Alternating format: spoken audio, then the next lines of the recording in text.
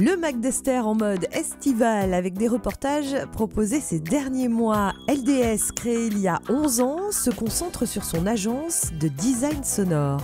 L'ADN qu'a voulu Louis Dandrel au départ et Alain Richon, c'est de se dire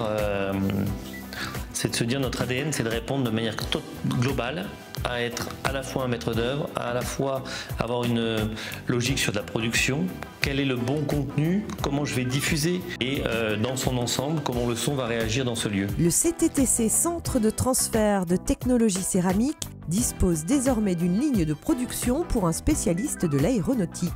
Nous, on fait des bougies pour l'aéronautique, donc notamment pour le moteur M88 du Rafale. On s'est posé toutes ces questions de réintégration de la capacité de production en France et qu'on a eu la collaboration avec le CTTC pour faire le transfert de technologie, se réapproprier la techno et être capable de maîtriser le process de production. Le Mac d'Esther, c'est parti.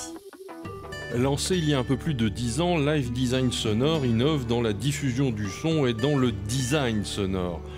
Le dernier des produits, après l'intégration d'enceintes dans des fauteuils, des oreillers, des têtes de lit, voire du mobilier urbain ou des palissades de chantier, se découvre à l'atelier. Avec la société Néologie basée à Naves, et en fait on a pensé à un panneau acoustique qui permet de pouvoir diffuser le son d'une animation, de la télé ou autre. Et en fait cette paroi va diffuser, celle-ci va absorber. C'est-à-dire qu'en fait on va limiter les nuisances et la diffusion sonore d'un côté, et l'accentuer de l'autre, avoir un rendu. Donc les personnes âgées principalement, mais ça peut être dans des lobbies d'hôtels, ça peut être dans pas mal de choses, dans différents lieux. Et on a monté ce produit en co-branding, voilà.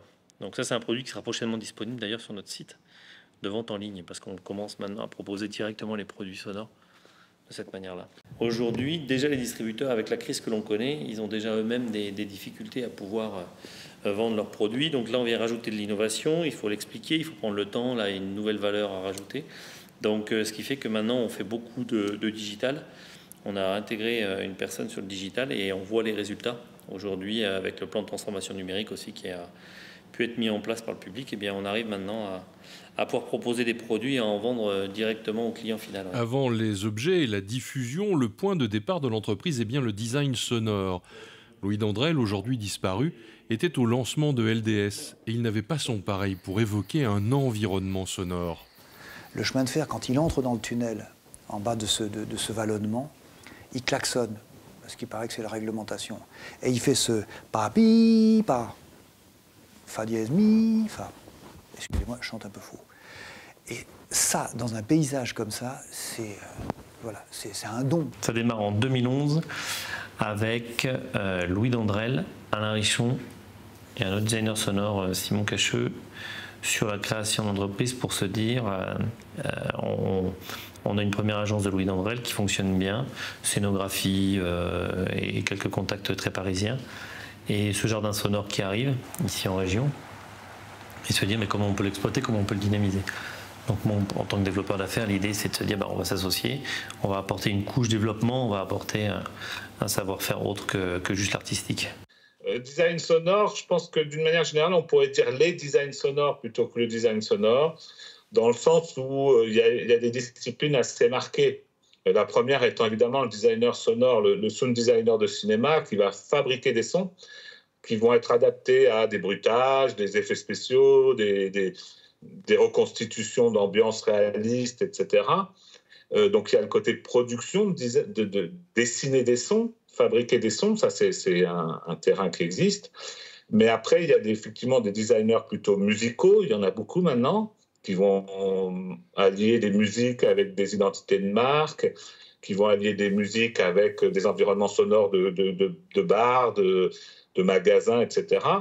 Et puis il y a petit à petit, de plus en plus, ça c'est un créneau sur lequel nous on a travaillé longtemps, un design sonore de l'acoustique, c'est-à-dire comment faire des choix pour avoir un impact sur l'environnement sonore.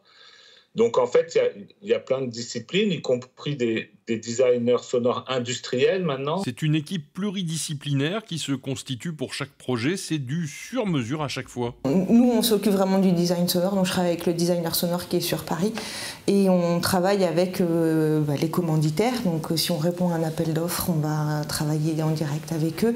On se met d'accord avec tous les autres corps de métier selon le projet, donc on peut travailler avec la lumière, etc. Moi là, je reste plutôt ici, c'est vraiment le designer sonore, lui, qui est en lien direct avec tous ces corps de métier pour vraiment se coordonner avec eux. Et moi, je fais plutôt la partie administrative des projets. L'ADN qu'a voulu Louis Dandrel au départ et Alain Richon, c'est de se dire notre ADN, c'est de répondre de manière globale, à être à la fois un maître d'œuvre, à la fois avoir une logique sur de la production, quel est le bon contenu, comment je vais diffuser et dans son ensemble, comment le son va réagir dans ce lieu. Et c'est là en fait où on est quasi unique sur le marché et à faire cette réponse. Donc évidemment le marché et tous ces artisans entre guillemets de l'univers scénographique et autres viennent vers nous. Donc, voilà, on a quelque chose d'un peu particulier et très complet à voir. Et c'est là où on en revient à proposer cette offre globale de design sonore. De l'île Séguin au théâtre d'Orange, en passant par le Panthéon et Notre-Dame de Paris, le terrain de jeu de l'entreprise est vaste. Quand on répond sur le théâtre d'Orange actuellement, on est en train, là encore, de répondre avec de la production, mais en pensant innovation. Comment on va innover dans ce contenu qu'on va rendre. Et donc, en fait, l'entreprise a toujours su se retourner au bon moment, de se dire, on fait cette scénographie, il faut des produits. On fait des produits, on a un besoin d'industrialiser. Et comment on va l'industrialiser ? On vend, on a vendu des milliers de pièces et on se dit, mais ok, quel est l'effort qu'on doit consentir pour réussir à faire ce développement, et par rapport à ça, notre métier de base qui est en train d'exploser à côté, comment on rééquilibre tout ça. Et moi, mon rôle, c'est justement de rééquilibrer et de savoir comment rebondir pour passer toutes ces étapes.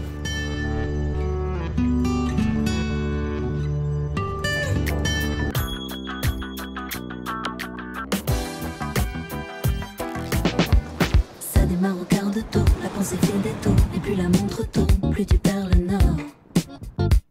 Le CTTC est une structure de transfert spécialisée sur les matériaux céramiques et leurs procédés de mise en forme de tout type. Le CTTC est la passerelle entre la recherche académique, travaillant sur des sujets amont pour ensuite maturer des technologies, et de l'autre côté, l'industrie qui est le réceptacle naturel de ces technologies maturées. Alors on a la chance ici d'avoir des équipements qui vont de l'échelle paillasse laboratoire jusqu'à l'échelle industrielle, en passant par du semi-industriel, puisque l'on doit travailler sur ce que l'on appelle de la montée d'échelle et aboutir à des lignes pilotes concrètement transférables dans les entreprises.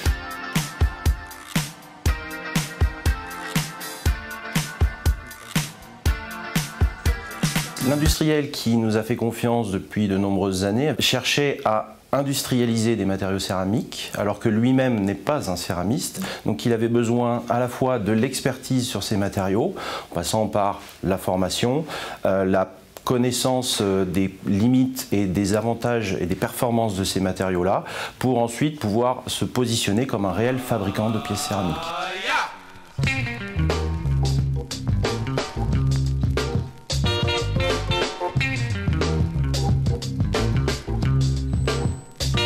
L'extrémité ici, c'est la petite pièce en grille qu'on voit ici, qui permet de faire fonctionner la bougie dans des conditions qu'on ne pourrait pas atteindre la bougie standard, on va dire la bougie automobile.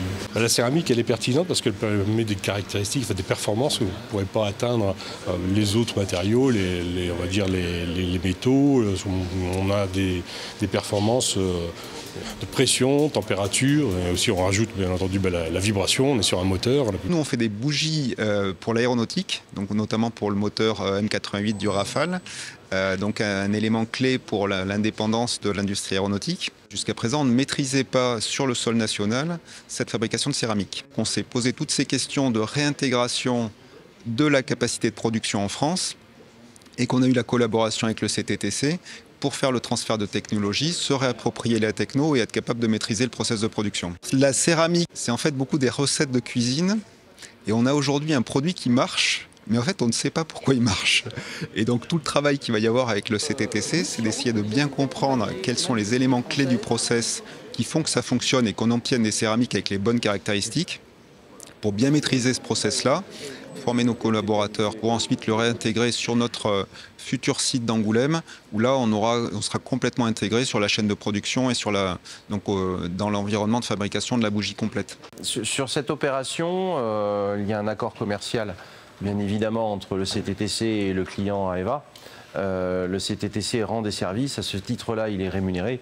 Et ensuite, AEVA, de son côté, fait le nécessaire pour ses propres financements, en fonds propres ou avec des subventions. Nous avons un mode de financement qui est essentiellement basé sur de la prestation de R&D, d'industrialisation, de mise en place de lignes pilotes, mais également une aide très conséquente de la région Nouvelle-Aquitaine qui nous aide à garder une avance technologique que l'on peut ensuite proposer à nos clients.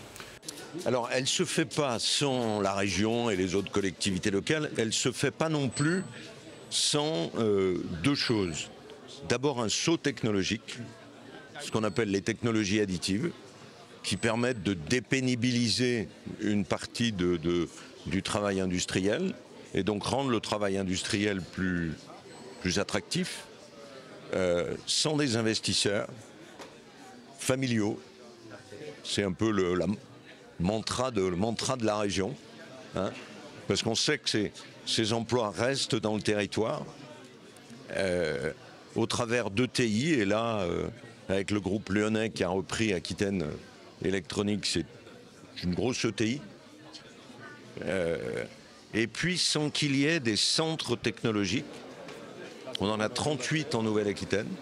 Sans fonds publics, on partirait de plus loin, on mettrait beaucoup plus de temps à aboutir aux résultats.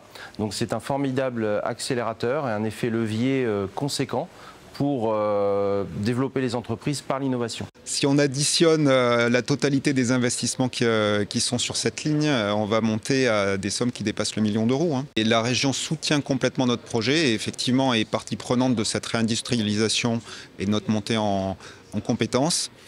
Alors je ne vais pas dire que c'est l'élément déclencheur, mais ça nous a quand même beaucoup aidé dans le montage du dossier. Il faut y se projeter à 5 ans, 10 ans, 15 ans, 20 ans.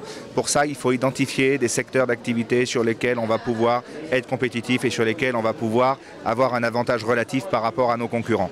Ces sujets autour de l'eau, de l'hyperfréquence, de la céramique sont des sujets centraux sur lesquels on doit pouvoir avoir des retombées économiques.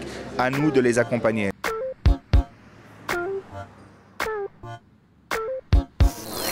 Le Mac d'Esther, c'est déjà fini. Rendez-vous dans un mois.